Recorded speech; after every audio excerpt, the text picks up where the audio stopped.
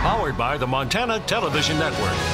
This is the 5:30 News on Q2, Montana's news leader.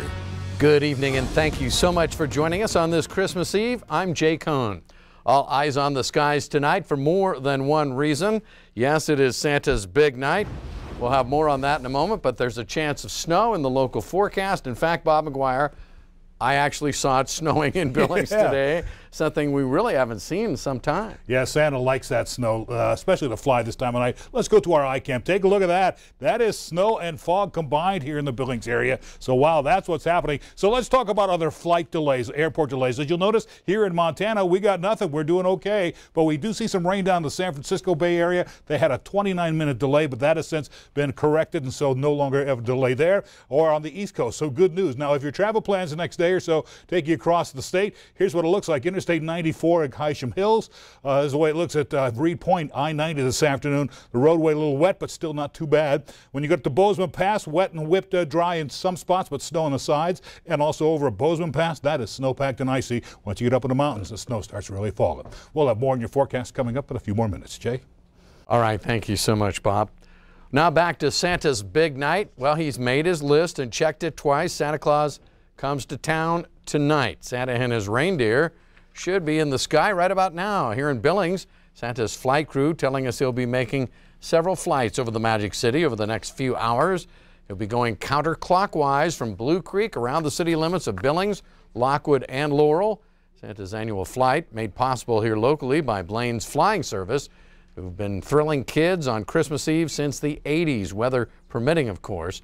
And this looks like a perfect night for Santa and his reindeer.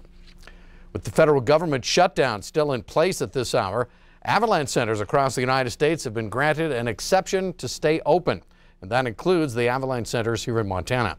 Now, in the past, during shutdowns, the centers have been allowed to stay open. They're considered essential for safety. Daily avalanche advisories are still being posted, and employees will continue to sample the snow conditions in the field to provide the latest updates on avalanche conditions in the backcountry. With the snowpack that we have, it's really important for people to stay up on what is happening with the snow, because especially now over the holidays, we have people coming from all over the country, coming to southwest Montana. They're getting out in the backcountry snowmobiling and skiing, and it's really important for them to get good, relevant information about the snow so they can stay safe.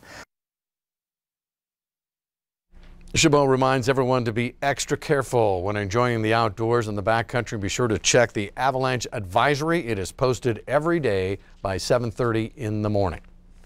Well, after driving into an apartment building in North Billings this past Saturday afternoon, a local man now facing his 4th DUI in a 20-year span.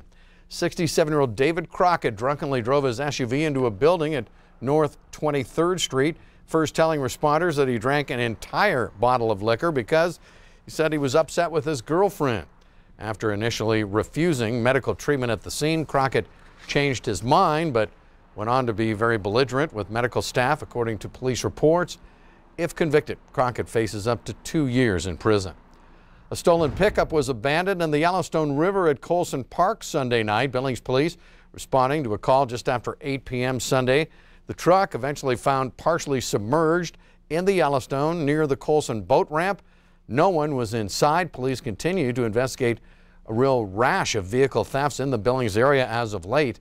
Over just the past 4 weeks, there have been 67 vehicle thefts reported to the Billings Police Department. The state of Montana has its second flu-related death this season. The Montana Department of Health, their weekly flu report now identifies 92 confirmed cases, 13 hospitalizations, and now 2 deaths in the state. The most recent death, an adult over the age of 65. So far, Missoula, Lewis and Clark, and Cascade counties have seen the highest number of flu cases statewide. Still ahead on tonight's 5:30 News, we'll blast off into the past for a look back at the 50th anniversary of Apollo 8, the first manned spaceflight to orbit the moon. We'll have more on that. We'll hear former Commander Frank Borman talk about his recollections of the historic flight. And later in sports, we kick off our countdown of the top stories of the year with a West High student who's never met a challenge he couldn't handle. You're watching MTN News with Jay Kohn and Janelle Slade. Storm Tracker weather with Bob McGuire and sports with Scott Green. This is the 530 News on Q2, Montana's news leader.